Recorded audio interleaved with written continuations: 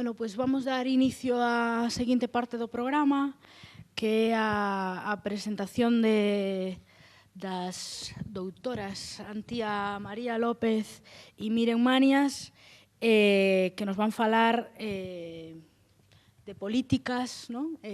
Bueno, está aí o título, e mellor o ledes vos.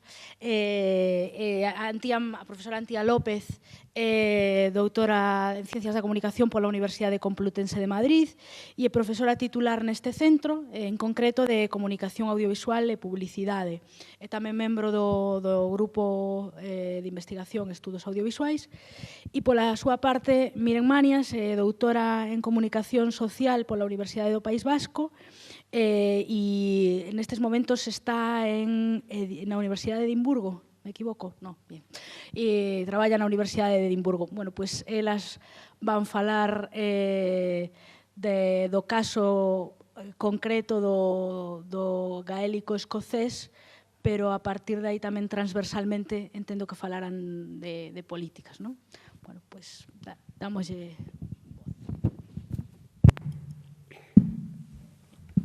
Moi ben, gracias, Marta. Bo día.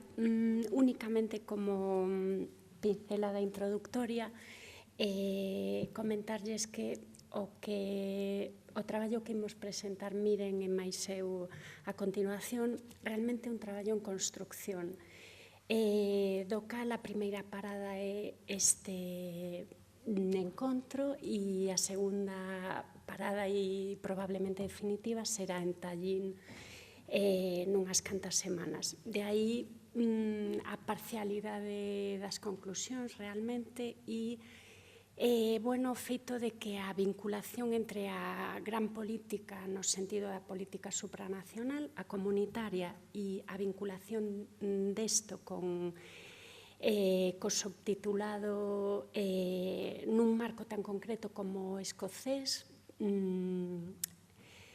realmente é unha urdimbre que tamén está construída de un modo casi hilvanada, non máis que correctamente asentada, polas características, insisto, do traballo que estamos a realizar.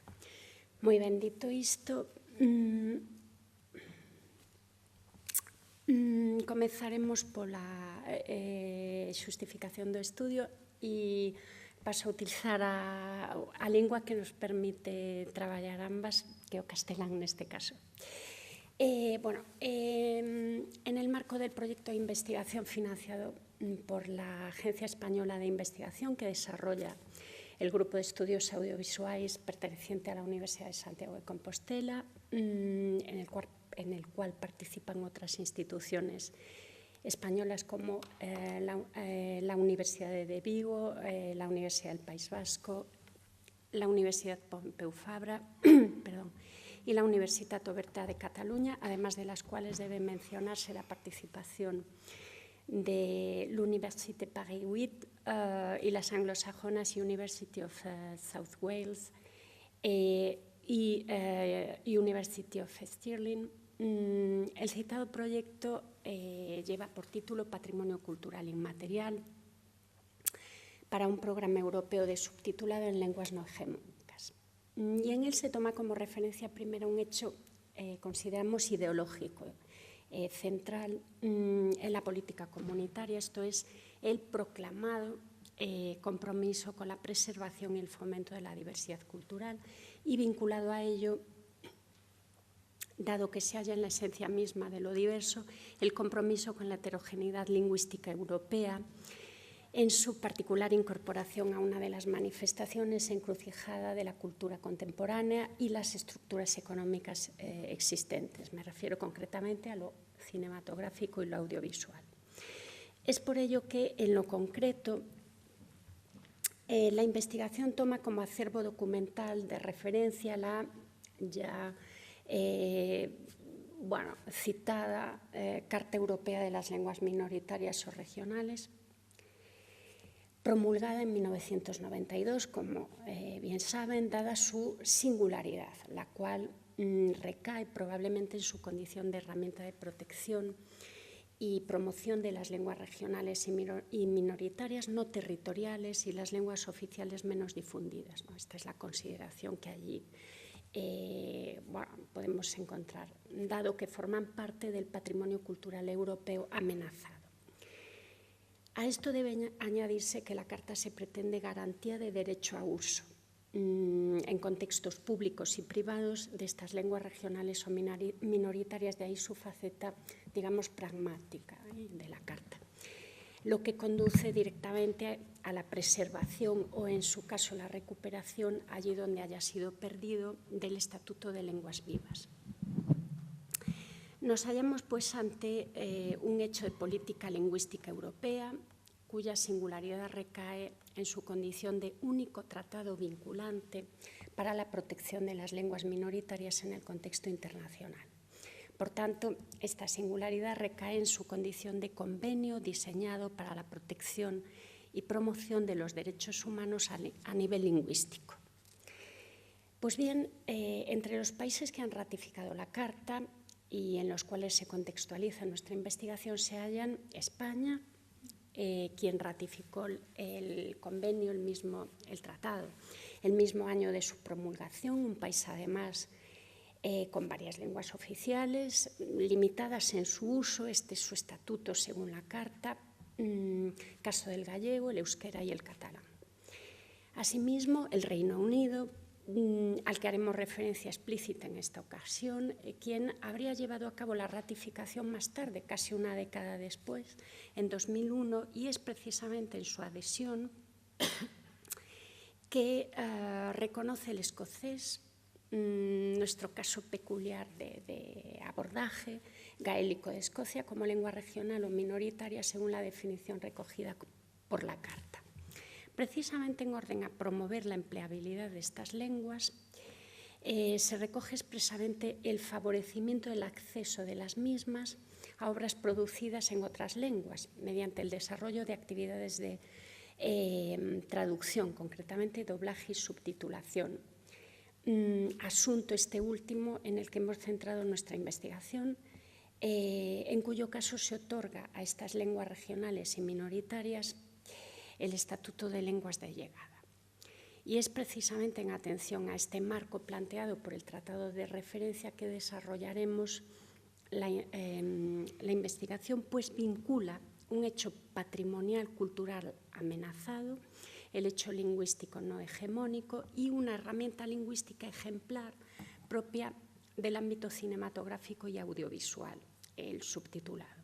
Ejemplar en tanto preservadora de la integridad de la obra y ejemplar también porque materializa la operatividad de la lengua no hegemónica, obviamente, como lengua de llegada en el proceso de traducción.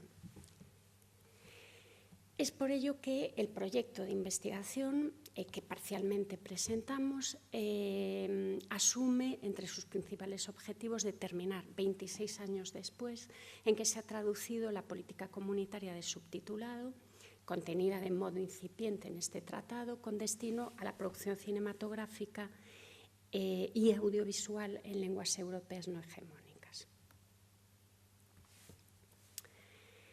Expongamos a continuación el marco operativo en el que actualmente se desarrolla, al amparo de la Carta referida, la actividad institucional comunitaria relativa al subtitulado en el ámbito cinematográfico y en el audiovisual, aunque parcialmente.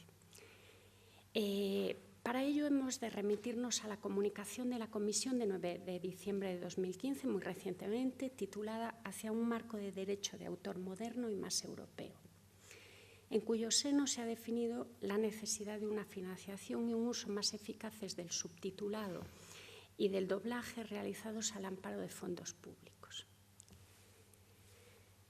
Pues bien, este criterio de eficiencia que señalamos en la inversión pública y en sus resultados constituye la base de la acción preparatoria en materia de subtitulado que nos disponemos a exponer, dado que es una de las dos acciones, de ahí que dijese anteriormente que hacíamos una exposición parcial, nos vamos a referir únicamente a una de estas acciones, una de las dos que desde 2015 ha desarrollado la Comisión Europea, tomando como base argumental esta comunicación que acabo de indicarles. Concretamente corresponde a la Dirección General de Redes de Comunicación, Contenido y Tecnologías desarrollar y aplicar las políticas de la Comisión relativas al mercado único digital, la seguridad en Internet y la ciencia y la innovación digitales. Este es el amplio marco en el que opera esta comisión. En este marco de actuaciones, la Dirección General acomete asimismo asuntos relativos a la cultura y a los medios de comunicación, por tanto, una especie de miscelánea. Es por ello que de esta depende la incentivación del subtitulado, en concreto, más recientemente, como he dicho, a través de la Preparatory Action, así se denomina, crowdsourcing, subtitling, to increase the circulation of European works. Una de las dos acciones que puso en marcha la Comisión, insisto, tras 2015. Esta en concreto fue lanzada en 2016, un año después, renovada en 2017, dotada con 1 millón de euros que se han repartido en ambas ediciones, destinada en lo práctico a detectar y financiar soluciones innovadoras tanto a la traducción de películas como al seguimiento, con garantías de éxito probadas, de las diferentes versiones idiomáticas de catálogos de películas.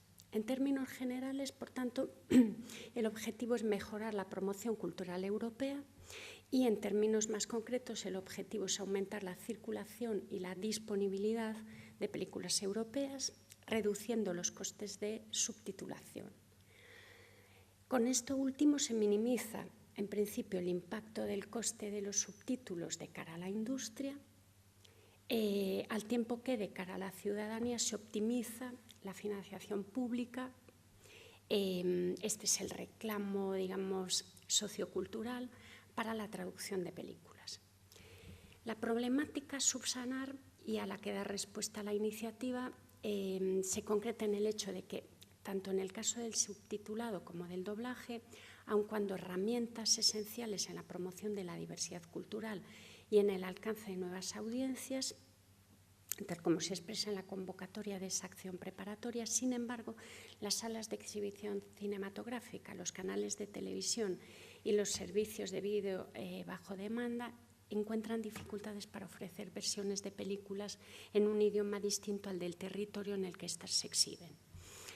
En suma, pues la diversidad de versiones lingüísticas no es fácil de hallar por parte de los proveedores de servicios audiovisuales, por lo que la acción se propone, insisto, reducir costes y facilitar búsquedas. Se contempla entonces subsidiar soluciones innovadoras en la traducción de películas en alta calidad, tales como el crowdsourcing o la traducción automática. Dichas soluciones deberían aplicarse además a catálogos de obras europeas disponibles posteriormente en los servicios de vídeo bajo demanda con versiones lingüísticas online de fácil acceso. Este es el planteamiento. Me queda poco tiempo. 4 minutos. 4 minutos. Vale. Pero tómate más tiempo, tranquila. Debe señalarse por el camino que la convocatoria exige la demostración del potencial comercial, esta es una cuestión en la que cabe incidir, de las propuestas que se hayan candidatado. Y, por tanto, como evidencia, se tomará en cuenta el éxito en el recorrido comercial previo de las obras audiovisuales. Esto se traduce en el número de transacciones o visitas para vídeo bajo demanda, audiencia compartida para televisión, número de exhibiciones o pases en sala, concretamente. En suma, se trata de contribuir desde la comunidad y por ello con dinero público a probar dicho potencial comercial asimismo en otros mercados. Podría decirse sintéticamente y quizá también sumariamente que este es el objetivo último de la acción y en ello el papel del subtitulado es vehicular, en tanto herramienta propiciatoria de la penetración de una producción dada en mercados asentados sobre contextos lingüísticos distintos, con sus particularidades. Concluyo. ¿Qué pasó? Había una... Gracias. Diríase a modo de conclusión que la Comisión se ha embarcado, por un lado, en la tarea probatoria de nuevos modelos de negocio para una parte de la industria. Esto es, los proveedores de servicios de medios audiovisuales europeos y, asimismo, en la evaluación de la eficacia de su particular experimento, en concreto, a dos niveles. En primer lugar, la capacidad paliativa de la Administración de versiones subtituladas de contenidos audiovisuales europeos en la superación de las dificultades causadas por la fragmentación lingüística intrínseca europea y, como consecuencia, en segundo lugar, el aumento del número de espectadores tanto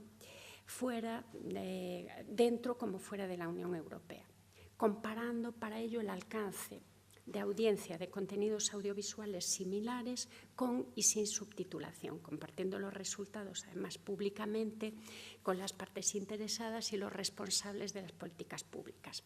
Ergo, el subtitulado es una herramienta, no es un fin en sí mismo, no tiene, digamos, una finalidad cultural intrínseca, sino que es una herramienta que se puede probar en un nuevo modelo de negocio.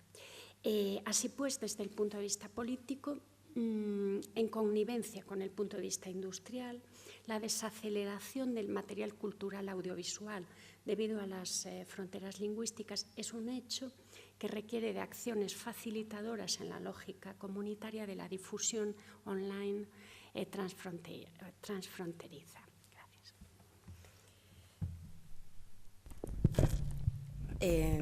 Yo ahora voy a tratar un poco de traeros el contexto escocés y centrarme un poco en la situación actual del gaélico escocés, pero también os he traído un resumen de lo que es la revisión literaria sobre National Cinemas desde la década de los 2000 hasta hoy.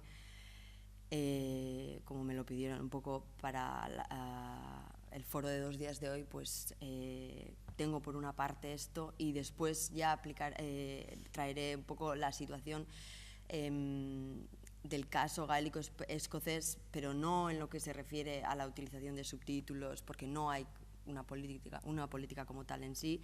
Entonces me centraré en enseñaros lo que es la BBC Alba, el caso de la televisión en gaélico escocés. Y trataré de enseñaros una fotografía general, pero si en cualquier caso no menciono algo que quisierais saber, pues al final, cuando se abran el turno de preguntas, pues serán muy bienvenidas y las intentaré contestar de la mejor manera posible. En lo que se trata la revisión literaria, de lo que de la definición de National Cinemas, se utilizan expresiones como regional, small cinemas y ahora ya tenemos hasta incluso local cinemas, ¿no? Que partiendo de un territorio local se quiere llegar a una forma global y en ocasiones tenemos iniciativas como son las del País Vasco, Local Cinemas Network, que es una plataforma para poner en conexión diferentes cinematografías en lenguas no hegemónicas para hacer coproducciones cinematográficas de cara a que puedan viajar más, ¿no? Yo en este sentido sí que igual veo el conflicto que puede surgir en temas de decisión lingüística, ya que cada territorio me supongo que defenderá el uso de su lengua. Entonces, no sé, esto debería ser un elemento de análisis, ¿no? De cara a un futuro desarrollo de esta iniciativa que se viene llevando a cabo, creo que 2 años. Creo que financiado 2 proyectos o un proyecto de momento, entonces habría que ver eso cómo se desarrolla. Siempre se habla de un small cinemas o national cinemas, perdón, como si fuese una cosa. Ayer mencionaba Philip Mears, como si fuese un cine diferente a Hollywood, un cine un poco más de autor y una cinematografía, digamos, independiente, ¿no? Fuera de lo mainstream. Para mí la magia del cine es que te abre una pequeña ventana desde tu televisor o desde tu ordenador portátil en el cual puedes descubrir nuevas culturas, puedes descubrir nuevas gentes, puedes descubrir nuevas lenguas, puedes descubrir cómo el modo de pensar en esa lengua puede influir en la forma de actuar de esa determinada comunidad, en cómo se relacionan entre ellos, en cómo interpretan la realidad y en cómo abordan el mundo, ¿no? Y cómo se sienten ellos en el mundo. Para mí eso es la magia del cine. Y en lo que respecta a esa diferenciación que se puede apreciar en los productos cinematográficos, en lo que he podido observar en esa revisión literaria, creo que en los años 50 y 60 se podía distinguir bastante más estas cualidades particulares de estas cinematografías tanto en contenido como en forma. Entonces, bueno, ahora estas últimas producciones científicas están subrayando el National Cinema opuesto a una especie de proceso de modernización debido a la globalización audiovisual, ¿no? Como una forma de decir que las particularidades de los National Cinemas pues, se están, digamos, diluyendo, ¿no? Y luego nos centraremos un poco más en eso. Entonces, se podría decir que National Cinema es un cine creado desde una particular nación, desde un territorio específico y con unas características culturales particulares, ¿no? También se mencionó ayer en varias presentaciones el trabajo de Benedict Anderson de las comunidades imaginadas, ¿no? Como la idea del grupo como una comunidad y como una sensación, ¿no?, de pertenencia a un grupo. Y luego también se mencionaba en aquel trabajo la idea de igualdad, ¿no?, entre esos diferentes, pero como iguales, en lo que es una producción global.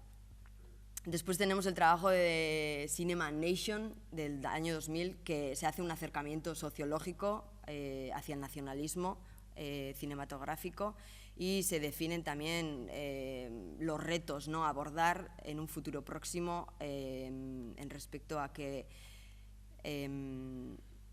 se considera pues, la cultura y la producción cinematográfica particularmente como una expresión, ¿no?, para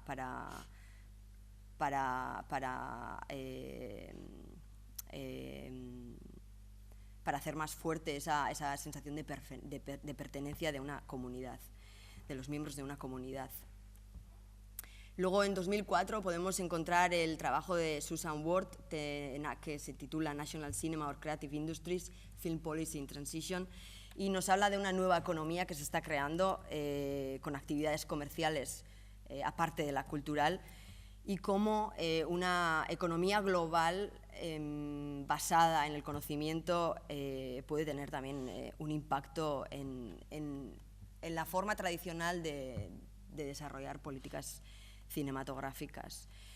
Thomas Elsaesser también salió ayer en su trabajo de 2005, cómo definían los national cinemas, stands in dialogue with the idea of the notion in the political and the historical realm, referring to a common imaginary and has an appeal to a memory and identification of, and forges a feeling of belonging.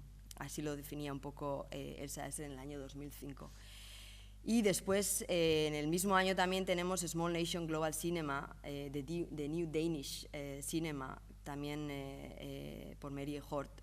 Y un poco intentaba entender esa globalización o esa nueva economía global en la industria cinematográfica, ¿no?,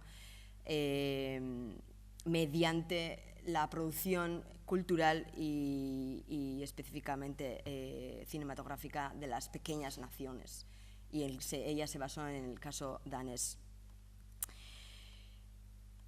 A mi parecer, lo que se ha hecho hasta ahora nos demuestra una especie de eurocentrismo, porque todo el bagaje crítica, toda la producción científica que está más o menos accesible para los académicos, se ha centrado en un estudio de la Europa occidental, más que nada, y esto también pues, no te da la perspectiva de otras realidades que puedan estar pasando dentro de la foto de Europa, ¿no? Entonces me parece que ha habido un foco tremendo en trabajar sobre industrias con lenguas hegemónicas que han estado y que están y que siguen estando más accesibles en el mundo global. Y el Observatorio Audiovisual Europeo es un ejemplo de ello, porque a día de hoy no tiene ningún estudio específico sobre las cinematografías en lenguas minoritarias y bueno, me parece que eso ahora mismo pues es un obstáculo para nosotros, ¿no?, que estamos investigando en este aspecto. Después ha habido trabajos como el de Andrew and Nagib, que querían un poco, venían a dar una perspectiva diferente y querían un poco redefinir este mapa, ¿no?, de los cinemas globales, incluyendo una especie de Europa no tanto occidental. Me parece ahora que tenemos que contextualizarnos en un marco digital nuevo, y que todo esto cambia un poco lo que son las definiciones de lo que se venía trabajando en la producción científica, porque se cambia el modo en el que utilizamos y consumimos audiovisual, por lo que también se cambia en lo que consiste el medio en sí y la producción cultural audiovisual en sí. Tenemos nuevas formas de financiar audiovisual, tenemos nuevas formas de producir audiovisual y de distribuir y también de consumir, y que además todavía están en transición, lo que dificulta aún más desarrollar políticas audiovisuales adaptadas para estos desarrollos, porque la tecnología está cambiando tan rápidamente que incluso hasta en 2 años todavía puede cambiarte todo lo que tenías previsto en política audiovisual diseñado para un periodo de 2 años, ¿no? Entonces es todo muy complicado para trabajar también sobre ello. Y creo que en este marco digital, pues, las industrias culturales, los medios de comunicación y el cine en particular, hecho en lenguas minoritarias, tienen dificultades, pero también tienen oportunidades, como ya también se han mencionado a lo largo de los 2 días.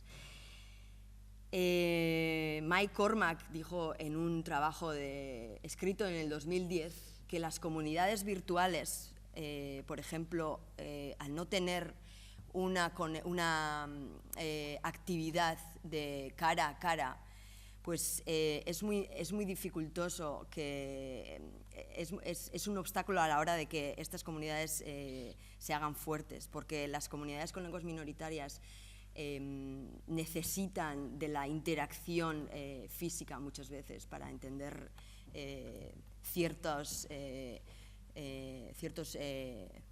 meanings,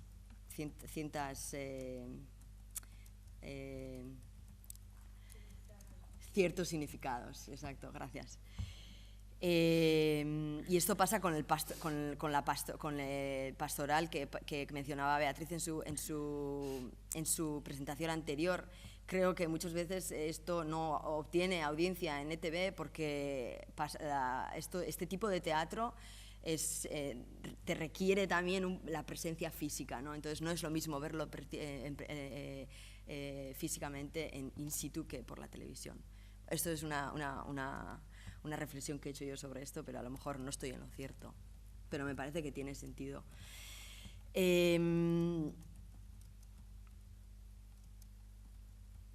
Sí, bueno, voy a saltarme a la pregunta de es todavía utilizable la expresión de cultura nacional para poder seguir trabajando en esta línea del proyecto al que pertenecemos. Hay un trabajo de 2008 de Castellón Mayó, Silvia y un tercer autor que ahora no recuerdo. El trabajo es The Dissolution of European Cultural Identities in the Digital Space, a Critical Reflection on Small Cinemas. Y Antía, perdona. No. Ay, perdona. Es un bicho. Perdón. Antía, Silvia y Enric, pues hablan también de esto, ¿no?, que mencionaba al principio, de esta posible disolución de la identidad cultural, de las diferentes identidades culturales en Europa debido a la ausencia de barreras en lo digital, ¿no? Y el constante contacto con culturas globales que al mismo tiempo quizás nos están haciendo perder nuestras propias particularidades culturales. Porque ya lo decía ayer también, en el País Vasco, en los últimos años, en la producción de cortometrajes, pues es muy curioso cómo se están dando productos en inglés, ¿no? Dice mucho del nuevo imaginario de esta nueva generación de autores, que realmente quizá ahora piensan más en inglés que en nuestra lengua original, que es el euskera. Y ahora, muy brevemente, me centraré en el caso gaélico-escocés, de qué es lo que está pasando ahora allí, porque, de qué es lo que está pasando y de qué es lo que se puede hacer dentro de un marco de regulación. En lo que se respecta a la política de comunicación audiovisual, en Escocia, la única protección que existe para el desarrollo de audiovisual en gaélico escocés es la Communications Act de 2003, que es la que recoge que se debe establecer un Gaelic Media Service, una entidad para que cree contenidos audiovisuales para un canal que se creará en un futuro para la comunidad gaélica. Esto es del año 2003 y para eso se establece la MG Alba, que será la encargada de crear esos contenidos para la futura creación del canal. Y las funciones serán la realización de programas, la provisión de cursos para profesionales técnicos y artísticos que trabajen en esa lengua minoritaria, y también se harán investigaciones para poder afrontar los retos próximos, ¿no?, y cómo mejorar esos contenidos audiovisuales de la televisión, para poder también responder de alguna forma a esa audiencia que demanda cubrir una necesidad humana. Realmente el mayor problema, a mi parecer, es que el gaélico no ha estado en su historia relacionado con la cultura nacional escocesa, así como para nosotros el euskera es algo fundamental para entender lo que es una persona euskaldun, porque euskaldun significa la persona que tiene la lengua, de hecho, euskara dun, y eso es un obstáculo, porque a la hora de crear contenidos audiovisuales que estén relacionados con una cultura que se basan en la utilización de una lengua, pues es importantísimo, ¿no?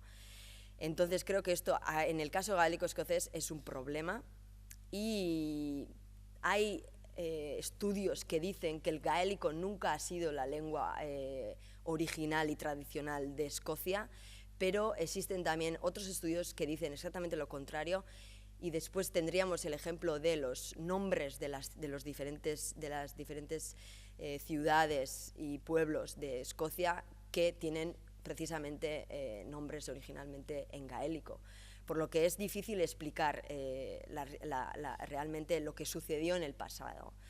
Lo que tenemos en el presente son 57.000 personas que hablan el gaélico escocés, que es el 1% de la población escocesa actual, y esto es muy reducido si tenemos en cuenta que ahora mismo son 55.000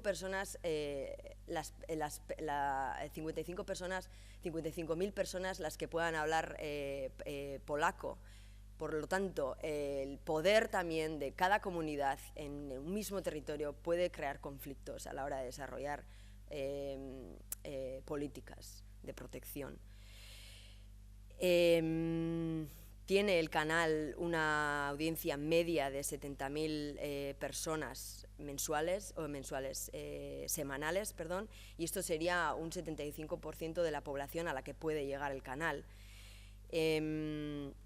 Creo yo, y bueno, con la gente que me he podido entrevistar, que el canal tiene mucho que mejorar en cuanto a producción y en cuanto a programas de entretenimiento, sobre todo.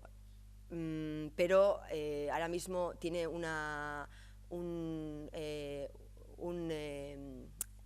presupuesto muy limitado para la creación de nuevos contenidos que puedan además ser entretenidos e interesantes para la comunidad gaélica y que puedan en este nuevo espacio digital pues mantener a una audiencia fiel todos los días, ¿no? Voy a poneros un clip del lanzamiento del canal. Os lo voy a poner durante un breve momento solo para que escuchéis cómo suena el gaélico, porque es muy curioso. Yo no entiendo nada, pero me encanta escucharlo. Y bueno, cuando lo oigáis, bueno, os dejaré un trozo y luego lo quitaré. Pero es lo que se emitió por primera vez en diciembre de 2008, cuando se creó el canal por primera vez. No sé si me va a dejar.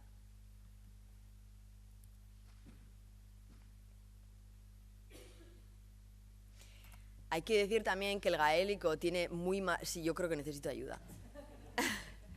Que el gaélico tiene muy mala fama entre la comunidad no gaélica. Hay mucha propaganda en contra del gaélico.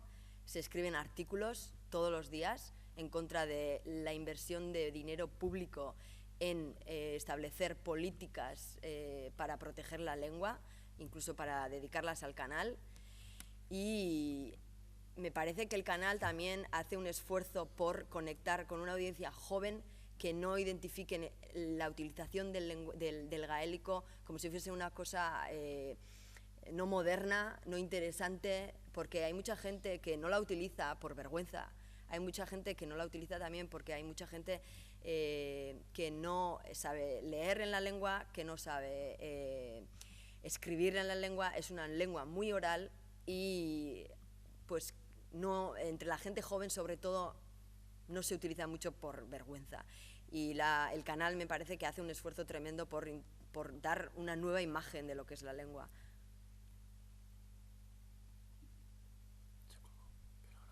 Y en este vídeo, por ejemplo, se utilizan ese tipo de, no sé si lo veréis, los identificaréis, pero sí se hace utilización de estos pequeños parches, ¿no? Para intentar conectar con eso que...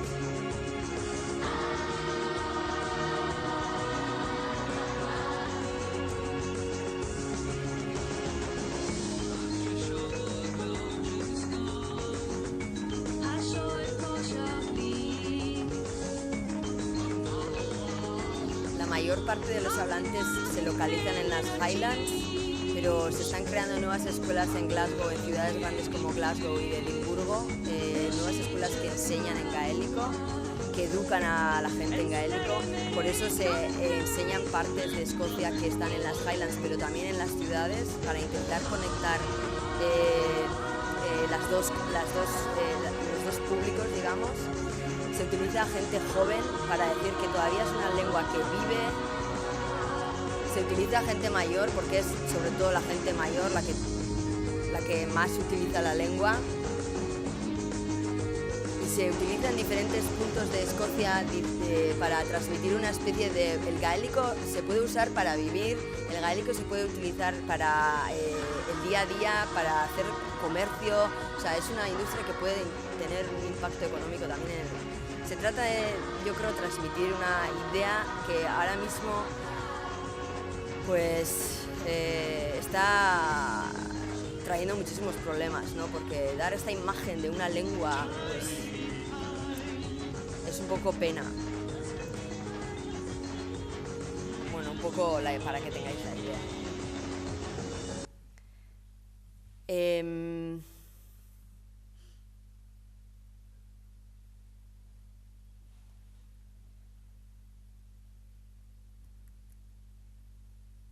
Eso es.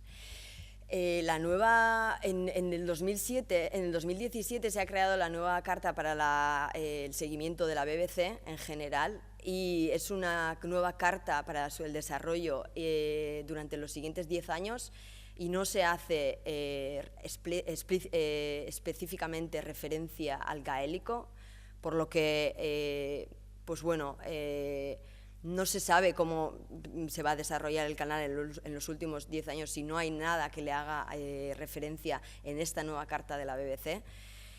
Y en el artículo 14, por ejemplo, que en lo que se refiere a diversidad, en la carta de la BBC, se dice, por ejemplo, que la BBC debe garantizar que se refleja la diversidad de las distintas comunidades y regiones del Reino Unido. Pero, y luego también se refiere con lo mismo para las diferentes lenguas que se hablan en todas las regiones y naciones del Reino Unido, pero no se hace específicamente, no se menciona el galés, no se menciona el Cornish, o no se menciona el gaélico. O sea, no hay una claridad, ¿no?, a la hora de definir estas lenguas.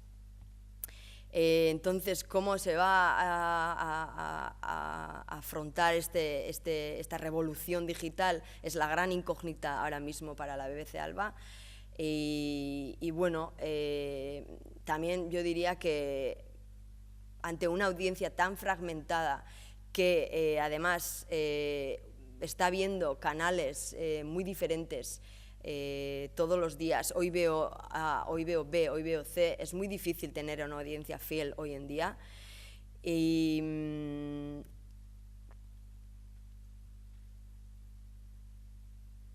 sí, creo que me voy a saltar esto y voy a pasar a los hallazgos provisionales. Me parece ahora mismo que lo que me estoy encontrando en Escocia es una ausencia de debate sobre el estado de los contenidos audiovisuales en gaélico escocés. Después de 10 años, el canal en marcha, no se ha previsto ahora mismo debatir sobre los resultados que se han conseguido. Me parece que el 10º aniversario además debería de ser una excusa no excusa, pero una razón suficiente para abordar otra vez este tema. Tampoco me estoy encontrando con trabajos hechos, con trabajos académicos sobre el tema, sobre Gaelic Media, por lo que me está resultando dificultoso reflexionar sobre ello también. La gente está muy abierta a recibirme para hacer entrevistas, incluso hasta la gente del canal. No estoy teniendo tantos problemas como los que tenía Marta, que mencionaba. Hay voluntad por querer trabajar, pero la BBC está muy centrada en lo que está pasando en Londres. Está muy centrada también en cómo gestionar el Brexit, no solo para adentro, sino para afuera. y no le interesan ahora mismo la diversidad cultural del país, ¿no? No le interesa responder a estas demandas que tiene la sociedad. Después, como conclusión global, diría que también hay unas problemáticas globales, ¿no? Aparte de esta problemática particular que presentaba. Es el problema de encontrar material en lenguas no hegemónicas. Para mí es dificilísimo encontrar películas en lenguas no hegemónicas online. Y yo creo que se debe de responder a esta necesidad de una audiencia para verse representada, para verse autorrepresentada en los diferentes contenidos audiovisuales. Porque a mí me encanta enseñar películas hechas en euskera cuando voy a Escocia, porque me gusta enseñarles, aunque las vean con los subtítulos ingleses, para que vean cómo somos, para que vean cómo pensamos. Y creo también que se está dando una estandarización de la cultura, porque me parece, cuando veo la televisión, que muchas veces es más difícil cada vez más identificar un canal con la producción de un específico contenido. Yo ya no relaciono, esto lo está produciendo tal cadena, o esto lo está produciendo tal cadena. No, yo ya voy más por nombres de series o nombres de programas o de reality shows. Entonces yo diría que la globalización no solo implica que las corporaciones operen internacionalmente o que el contenido esté disponible desde cualquier lugar del mundo, sino que diferentes culturas se superponen cada vez más, diluyendo quizás características que precisamente las hace únicas. Y nada más. Gracias.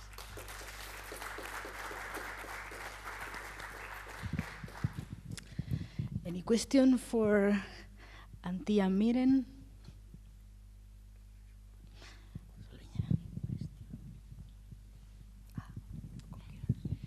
Miren, ¿qué perfil sociológico tiene la gente que ha mantenido el gaélico escocés?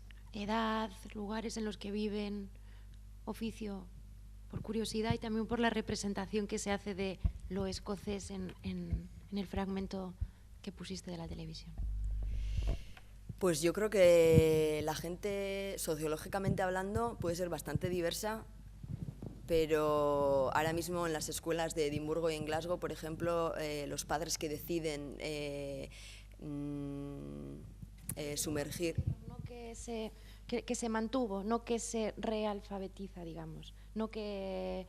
Es decir, que se transmite de generación en generación, no a través de la escuela. No sé si me explico. Sí, yo creo que es diversa. La gente donde más se habla es en las Highlands, por lo que es un contexto muy rural. Es muy a donde la conexión de internet pues casi no llega a veces en algunos sitios. Esto también dificulta muchas cosas a la hora de poder diseñar y establecer mecanismos. Y tienen una cultura musical muy potente, por ejemplo, una cultura literaria muy potente también, pero así el concepto como cultura gaélica no se reflexiona.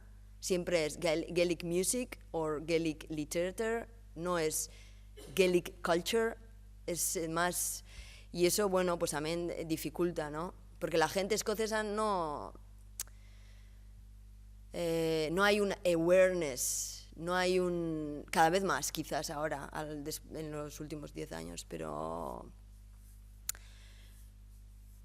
yo cuando hablo muchas veces con gente en Glasgow y en Edimburgo sobre el gaélico, hay gente que no tiene ni idea de que hay un canal en gaélico escocés, pero sobre los aspectos sociológicos creo que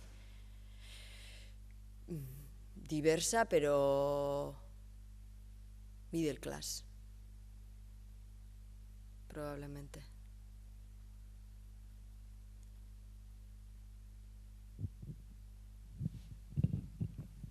Bueno, pues si non hai máis preguntas, pasamos agradecendo a presentación de Antía Miren, pasamos a